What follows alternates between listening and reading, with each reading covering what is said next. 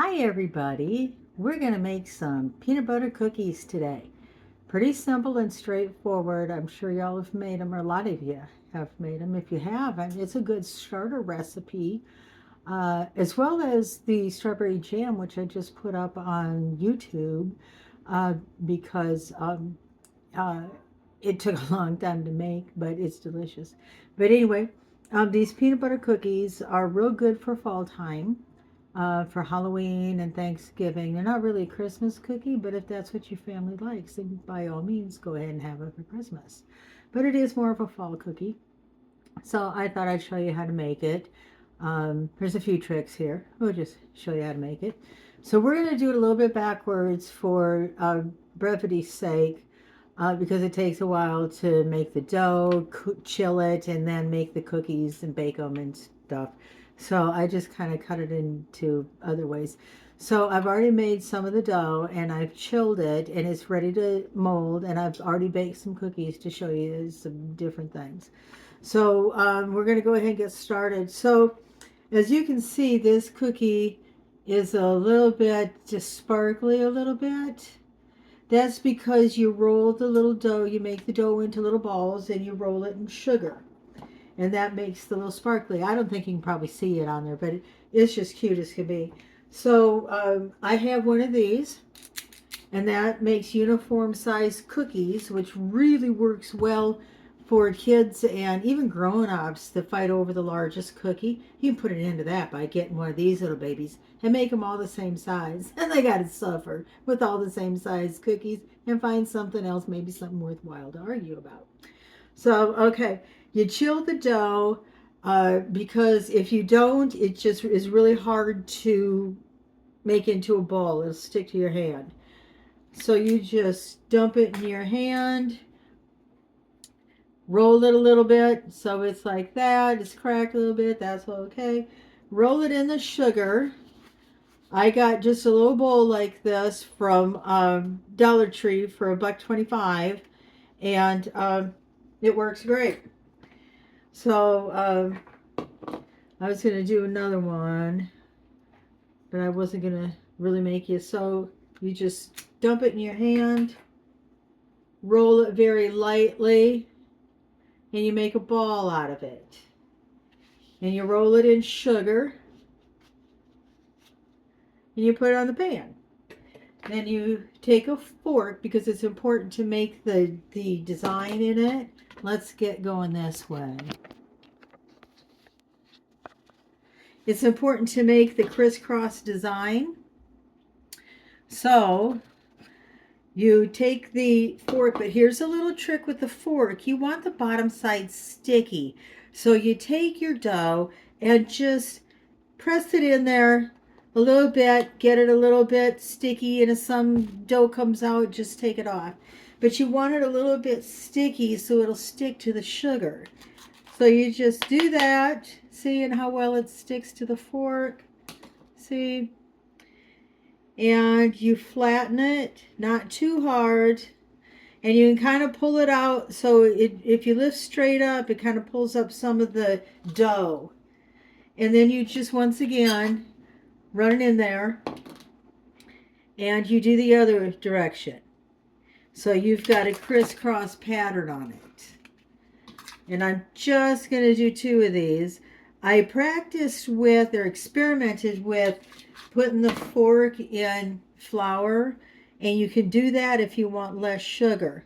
You have to roll the balls in sugar, but you don't have to put the pattern on with sugar. You can use flour, but tamp off your, you do the same thing where you get the bottom sticky and you just brush it in flour, but tap it off so that it comes off good. Okay, so I'm going to go ahead and pop these in the oven. And I'm going to set the timer. So the way I bake cookies is I look at the time and I split it in half. And I put the bottom shelf first in the oven, use the bottom shelf first, and then put that on for, like, this is 7 minutes. I put it on for 4 minutes on the bottom rack, and 3 minutes on the top rack, and then I turn the pan around so that the front is to the back, and then I bake it for the final 3 minutes. And baking it a little bit longer on the bottom shelf is really nice. But you got to make sure your oven isn't too hot. Don't make it hotter than the recipe. If you got a hot oven, just go ahead and put it a little bit lower than what the recipe calls for, because you don't want to burn your cookies. Nobody wants to burn their cookies. So it's important to get to know your own oven, and if it runs hot or runs cold, you need to adjust to that. If it's uneven, you need to adjust for that. It's really hard to adjust stuff when it's uneven, but yeah, you kind of deal with it unless you can get someone to help you pick it up, because it's easy to turn those things that are in the corner, the little legs that are in the corner, each corner of the oven, and you just lift up the oven and turn that underneath, and you can make it taller or shorter, and that'll help level out your oven. Any other household tips, just let me know. Yeah. So, okay. So we are going to make the dough now. So I have already put the peanut butter in the bowl just to save time, and then you put in the butter, because you want the butter and the peanut butter mixed first. And let's put this together quick. Should have done that first. Sorry. So many should-haves. So many things to get ready. Okay, so then you just beat these together.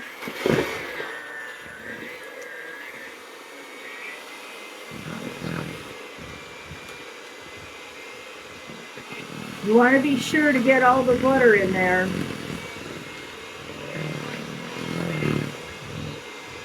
Get it mixed in there good.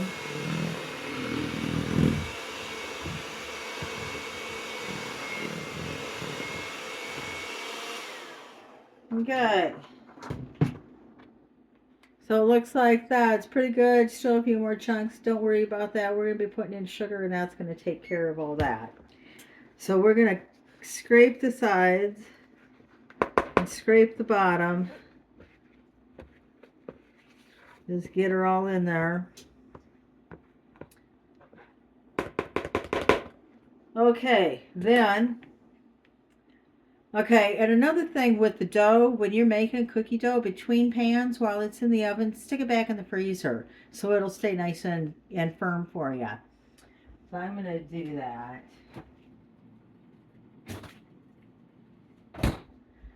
Okay, and then I think it's the sugar, yep. So I measured that out, so we just dumped that in. And then I was going to show you how to pack the sugar, the brown sugar. Oh, here we go.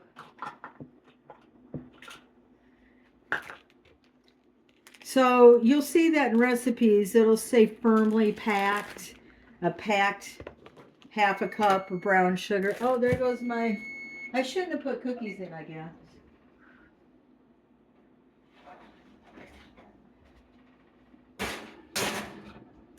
Then I put it on the top sheet, turn it around, and set it for the final minutes.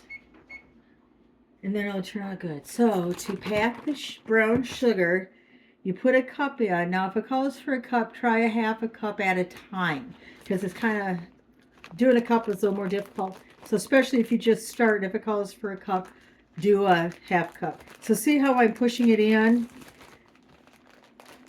It's down to the bottom of the bag. So okay, so I'm pushing it in, and then I'm using my hand to kind of make it flat, like that. And then it falls out and holds its shape. And that's a packed cup of brown sugar. It needs to hold its shape to be packed. And most recipes, even if it doesn't say packed, it's supposed to be packed. Just pack them. Because a little more brown sugar just gives it a nice flavor, and that'll be good. Okay, so we mix this up.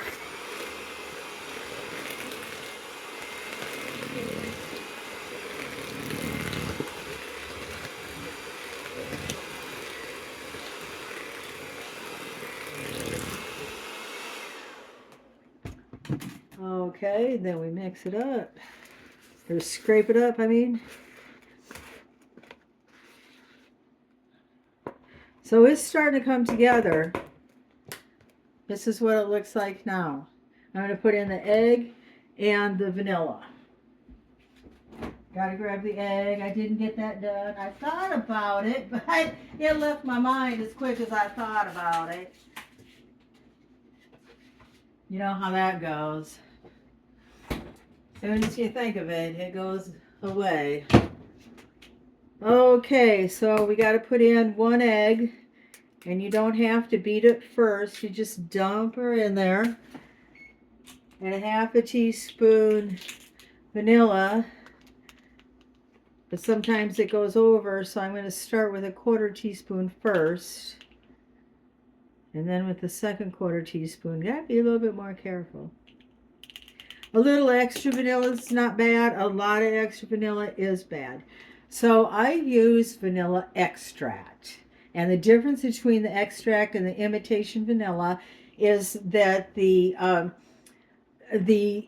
real extract has a higher flash point, so your vanilla flavor is going to last a whole lot longer. Or it's going to cook in your food, because a lot of foods don't cook up to the level of the flash point of the real vanilla extract. Now the imitation vanilla burns off a lot faster. Now there is a difference in the taste, but not a lot between the two of them. So if you're making frosting or something cold, you can go ahead and use imitation. But if you're baking, you want to use the real extract. If you just can't afford it, and it's not that much more expensive, but if you really can't afford it, go ahead and use the imitation and don't feel bad about it.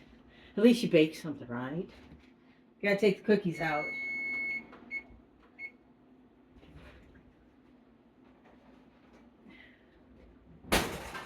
Okay, and then when you take the cookies out, you want to leave them on the tray for a minute on the cookie sheet to just let them set up good. And then you can take them off the cookie sheet.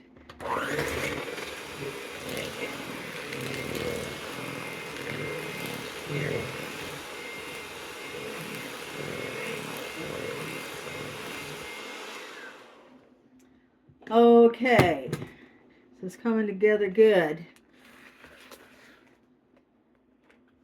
See how it's looking? But it's more wet now because I put the egg in. So, ooh. Now, you'll see recipes. At this point, I'm supposed to put in the baking soda and the baking powder. Now, I've never had luck with doing that because it clumps up. So what I do is put it in with the flour, mix it up in the flour, and then I put the flour in. I don't do it otherwise, even when the recipe calls for it. I just never had luck. Maybe you'll have luck, but I'm going to tell you, you got a good chance at making little chunks of baking powder or baking soda, and they're both highly salty, so you're going to taste it in your cookies if you hit a little chunk of it. So that's my advice. So I need to get a 1/2 teaspoon of baking powder and a 1/2 teaspoon of soda, and I'll show you how I do this. I take it out and flatten it with the top part, and then I tamp it down and get the lumps out. Whoops. You just get the lumps out, and then you just dump it into your flour. Same thing with baking powder, but baking powder doesn't clump up as much as baking soda does. And this, you just cut it with a knife to make it a nice edge. Otherwise, it's just one big solid piece and it tears off. So again, I just get the little, oh, I can feel them. Oh, just smash them out. Yes, I washed my hands before doing this. I've washed my hands so much. It's ridiculous. Okay, so I've put everything in there, right? It's always good to check your recipe. Oh, and this one, instead of packed brown sugar, it calls for honey. Now that's going to completely change your recipe. You're going to have to put in more flour. How much you put in? Don't know. Just not a lot. You're going to have to put in more peanut butter. How much? Don't know. You know, it's just don't use honey. You got to be careful what you substitute. It has to be pretty much the light kind, or it's going to change your recipe so much that your cookies are going to spread out too much, or they're going to be too hard, or something. It's just not going to be right. So I wouldn't use honey. I wouldn't use applesauce. I wouldn't use anything like that. Just use the packed brown sugar and you're going to have success. Okay, we're going to dump in the flour and it's going to puff up and blow up and all that. This is the last thing we have to do, and then the dough is ready to chill. Really, when you're not talking, this recipe only takes about 10 minutes to put together.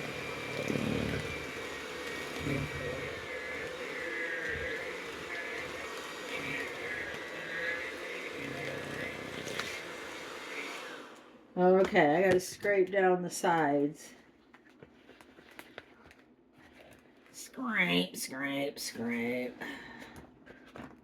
And scrape the bottom. Make sure nothing's sticking to the bottom. You always got to check the bottom. You get a nasty surprise when you go to dump it out. Stir that up real quick.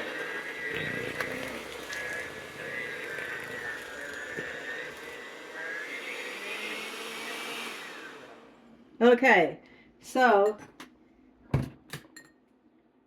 this is what your dough looks like. It's a soft dough. It's going to be soft, which is why you put it in the freezer to set it. Now you can put it in the fridge, but it's going to take a lot longer. I put it in the freezer for about an hour. That sets it up nice. I usually put it in a smaller bowl. Like I showed you, I had that smaller, taller bowl, and I like that for scooping out the cookie dough. So it works out really good. So there you go. That's how you make peanut butter cookies. Happy baking. We'll talk to you again later. Bye-bye.